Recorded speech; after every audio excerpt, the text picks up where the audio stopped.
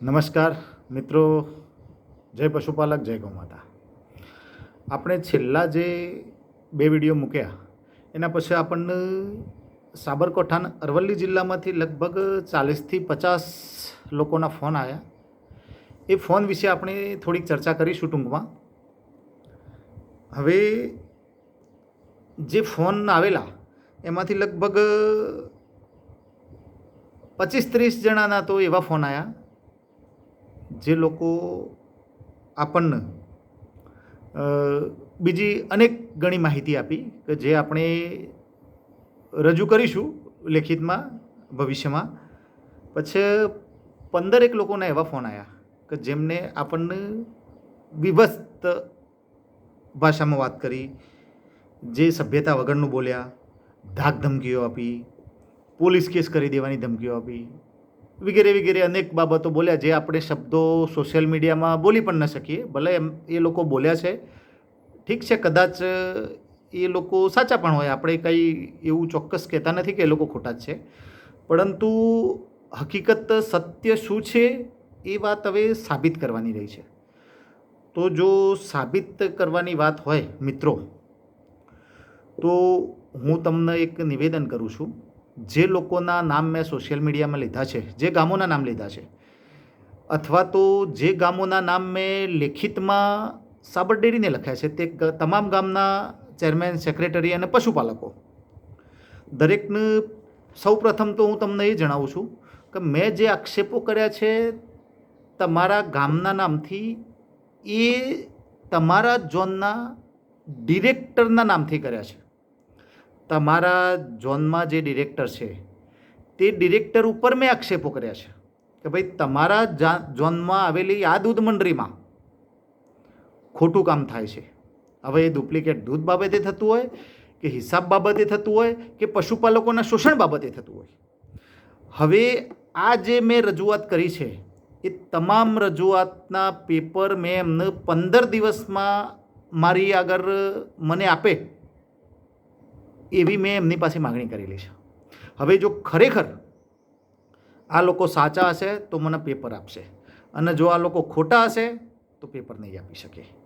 હવે જે તે આક્ષેપો તમે કર્યા છે મારી ઉપર, જો એટલું જ તમે જો તમારા ઝોનના ડિરેક્ટરને ખાલી તમે બોલ્યા હોત ને કે ભાઈ તમે ડિરેક્ટર છો, તમારા લીધે અમારી ઉપર આક્ષેપો થાય છે, તો તમે કેમ ચૂપ છો?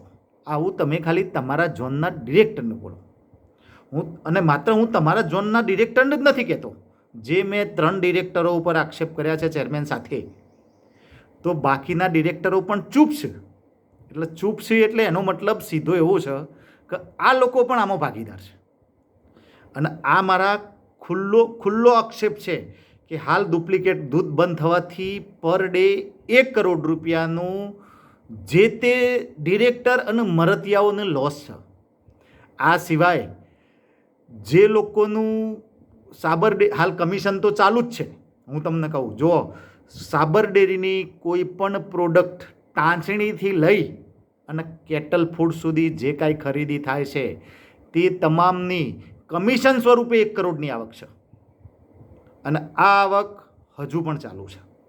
એટલે આ આરોપ માટે જો સાબર ડેરીના સત્તામંડળે કાંઈ પણ એક્શન લેવું હોય તો લઈ શકો છો. અને આ આરોપ જો તમે જે દિવસે મારી માગણી મુજબના પેપર આપશો તો હું એક વસ્તુ તમારી હું સાબિત કરીને બતાવીશ. એટલે તમે જે પેપર નથી આપતા એનું મુખ્ય કારણ છે કે તમે લોકો ખબર છે કે તમે શું કરી રહ્યા છો અંદર, અને આમ નામ જો તમે ચાલુ રાખશો તો આ સંસ્થા 2030 સુધી ખતમ થઈ જશે.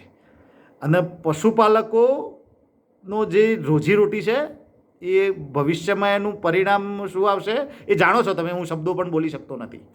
એટલે મહેરબાની કરીને હજુ તમે જે કાંઈ કદાચ તમારાથી ખોટું થયું છે તો તમે એને સુધારવાનો પ્રયત્ન કરો, કારણ કે અમે જ્યાં લડવાના છે ત્યાં તો લડશું જ. હવે વધુ તમને આપણે આજે વિડીયો બહુ લાંબો નથી કરવો, એટલે હું તમને થોડીક ટૂંકમાં માહિતી આપું. બીજા 10 લોકોના આપણને સારા વ્યક્તિઓના પણ ફોન આવ્યા કે ભાઈ તમારી લડત સાચી છે, ભલે એ જ ગામના છે, પણ જો આ ડુપ્લિકેટ દૂધનો ધંધો જો થતો હોય ને હકીકતમાં, તો અમે તમારા સહકાર તમને આપીશું. ભલે ડિરેક્ટરો અમારા ગામના છે કે કોઈ પણ હોય, પણ આ વાતમાં અમારો સહકાર છે. આવા પણ 10 માણસોના ફોન આવ્યા. અને એમાં આપણાથી એક ભૂલ થયેલી છે. કેવી ભૂલ એ હું તમને કહું કે આપણે એક મેઘરજમાં વાસણા મંડળીના દિલીપભાઈ પટેલ, બરાબર. હવે એ દિલીપભાઈ પટેલ વિશે આપણે એક HDFC બેંકની લોન માટે કીધેલું. એ એકચ્યુઅલી તદ્દન એટલે મીન્સ કે આપણાથી એક લાઇનમાં ઉપર નીચે થઈ ગયેલું છે. એ દિલીપભાઈની વાત નથી ભાઈ, એ લોન છે એ પટેલ ઢુંડાની મંડળીની છે. અને એ પણ આપણે સત્ય હકીકત જાણશું. ભલે આપણે પશુપાલક, આ બધા જે આક્ષેપો છે પશુપાલકોએ કીધા અને આપણે લગાવ્યા, પણ આજ સુધી એક પણ પશુપાલકે આપેલી માહિતી ખોટી પડી નથી. આપણને સાબર ડેરીના કર્મચારીઓએ માહિતી આપી, પશુપાલકોએ માહિતી આપી, અને જે તે મંડળીના સેક્રેટરી અને ચેરમેને પણ ઘણા લોકોએ માહિતી આપી છે.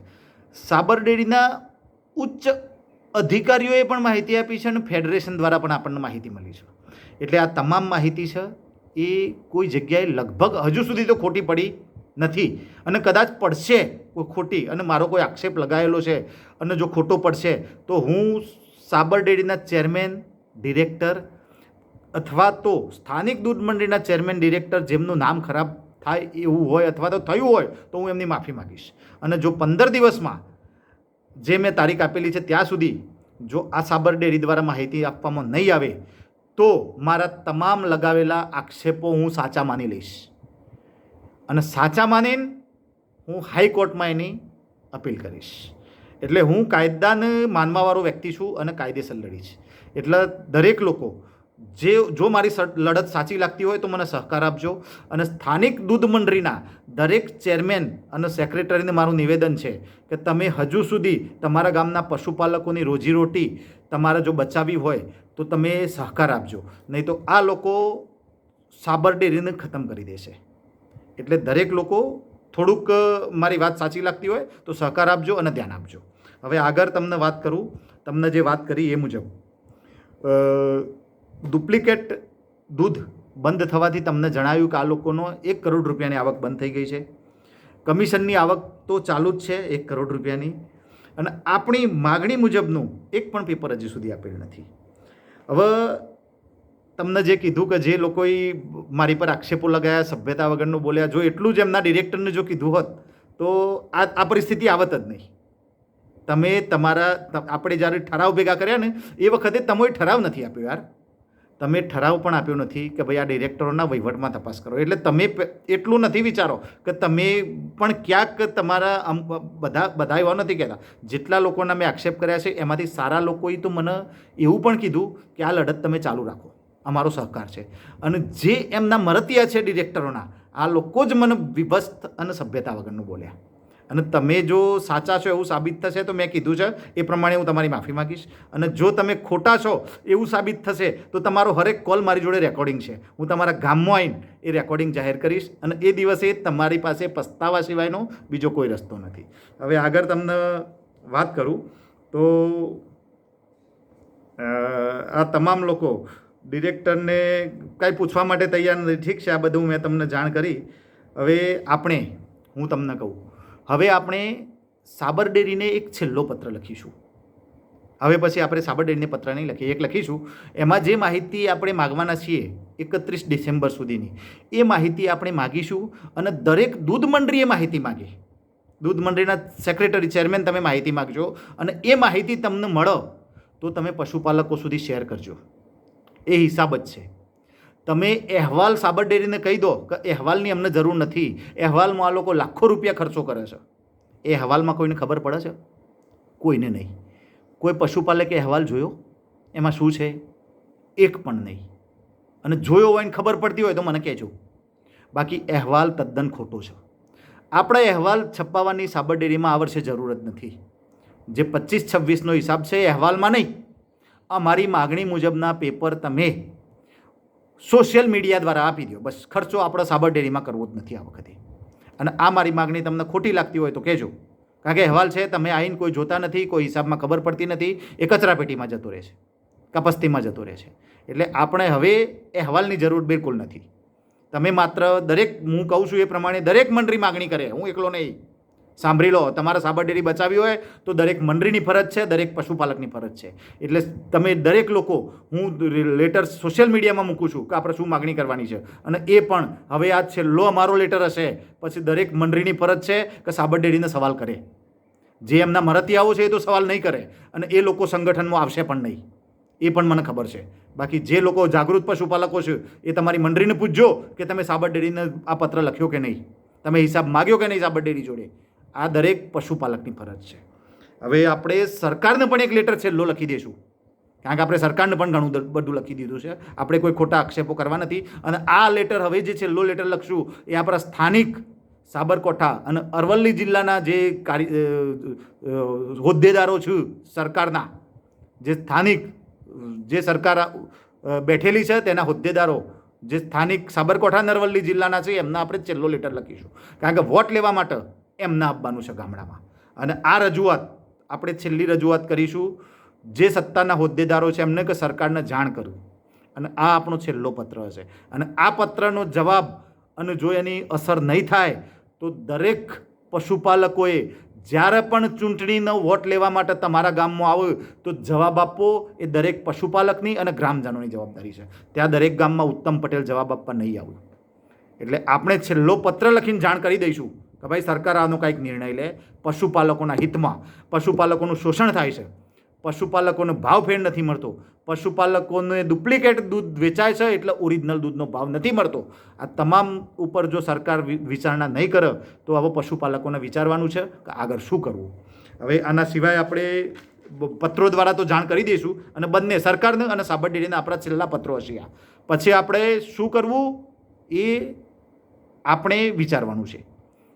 જો સ્થાનિક દૂધ મંડળીઓ પશુપાલક સંગઠનને સહકાર આપશી, અને હું જે પ્રમાણે, હું એટલે મારી ટીમ જે કહેશે એ પ્રમાણે ઠરાવો અને પેપર આપશો તો સાબર ડેરીને કાયદાકીય આપણે ત્યાં આગળ એમના ગેટ આગળ જઈને ઊભા થઈ જશું, અને એક પણ ડિરેક્ટરને સાબર ડેરીમાં એન્ટ્રી કરવા માટે નહીં કરી શકે એવા મજબૂર કરી દઈશું. એટલે દરેક લોકો જે કાંઈ જોવો છે એ સંગઠનમાં દરેક દૂધ મંડળી જોડાય, અને દૂધ મંડળી અમારા સંગઠનના કહેવા મુજબ કાયદાકીય ચાલશે તો પશુપાલકોનો ન્યાય પણ મળશે અને પશુપાલકોનો દૂધનો ભાવ પણ મળશે. આ મુજબ આપણી લડત ચાલુ છે અને ચાલુ રહેશે. હવે આપણે વાત કરીએ સ્થાનિક દૂધ મંડળીના લીધે સહકાર નહીં મળે તો પશુપાલકોનું નુકસાન દિવસે દિવસે વધતું જશે, અને એ તમામ જવાબદારી સ્થાનિક દૂધ મંડળીના કર્મચારીઓની, ચેરમેનની અને કમિટી સભ્યોની રહેશે. આ હું તમને કહું છું એ શબ્દો યાદ રાખજો આજે પણ, અને આ વિડીયો સેવ કરી રાખજો. હવે આપણે જે રજૂઆત કરવાના છીએ એ મેં તમને કહી દીધી કે આપણે સરકારને પણ છેલ્લી ને સાબર ડેરીની પણ છેલ્લી રજૂઆત કરશું. અને આ સિવાય સ્થાનિક દૂધ ભરાવતા દરેક સભાસદોને સ્થાનિક દૂધ ભરાવતા દરેક ગ્રાહકોને ગામમાં સભાસદ બનાવો. તમે સભાસદ દૂધ ભરાવતા લોકોનું પણ સભાસદ બનાવેલા નથી, જે વસ્તુ સાબર ડેરીમાં ઉપર ચાલે છે. સાબર ડેરીમાં પણ સભાસદ દૂધ મંડળીઓને બનાવતા નથી, ભલે વર્ષોથી દૂધ બનાવે છે, 40 50 વર્ષથી દૂધ ભરાવતી દૂધ મંડળીને પણ આ લોકોએ સભાસદ બનાવી નથી. કેમ નથી બનાવી? કારણ કે એમને વોટ મળે એવો નથી ત્યાંથી, એટલા માટે આ લોકો સભાસદ બનાવતા નથી. એટલે જે લોકો ચેરમેન ડિરેક્ટરો એવા છે કે એમને વોટ નથી આપ્યું એ મંડળીના લોકો સભાસદ બનાવતા નથી. એટલે દરેક લોકોને સાબર ડેરીને પણ કહું છું કે તમારા જે સભાસદો દૂધ મંડળીને જે બનાવેલ નથી તે દરેક લોકોને તમે સભાસદ બનાવો, જેમનું દૂધ સારી ગુણવત્તાવાળું દૂધ આવે છે અને તમારી જરૂરિયાત મુજબ દૂધ આવે છે. અને સ્થાનિક દૂધ મંડળીના ચેરમેન, સેક્રેટરીની કમિટી સભ્યોને પણ કહું છું કે તમારા ગામમાં જે ગ્રાહકો દૂધ ભરાવશે એમને તમે સભાસદ બનાવો. એટલે આપણી સભાસદ આપણે બનાવશું તો આપણે સાબર ડેરીને માગણી કરીશું, અને આપણે સભાસદ બનાવીશું તો આપણા સંગઠનમાં જેટલા લોકો જોડાશે એનું ગ્રુપ બહુ મોટું થશે, અને વધુ પડતા લોકો જોડાશે તો એની આપણને લડવાની પણ આપણને અમારી સંગઠનની લડવાની તાકાત 4 ગણી થઈ જશે. એટલે દરેક લોકો આ સંગઠનમાં જોડાજો અને સાબર ડેરીને બચાવવા માટે અને એમના કરેલા જે ભ્રષ્ટાચારના કામ છે એ ઉઘાડા પાડવા માટે તમે દરેક ગામની સ્થાનિક મંડળીના ચેરમેન, સેક્રેટરી અને પશુપાલકો દરેક લોકો તમે પૂરો દિલથી સહયોગ આપો એવી હું આશા રાખું છું. આનાથી વિશેષ હવે બીજું કાંઈ તમે જાણો જ છો એટલે કાંઈ કહેવા જેવું છે નહીં, પણ દરેક લોકો સાથ સહકાર આપજો તો આપણને ન્યાય જરૂર મળશે અને આપણે સાબર ડેરીને જેટલું આપણે મોડું કરશું, લેટ કરશું એટલું જ આપણને નુકસાન વધશે. એટલે જેમ બને એમ જલ્દી તમે લોકો આ પશુપાલક સંગઠન સાથે જોડાજો અને સહકાર આપજો એવી આશા રાખું છું. જય હિન્દ, જય ભારત.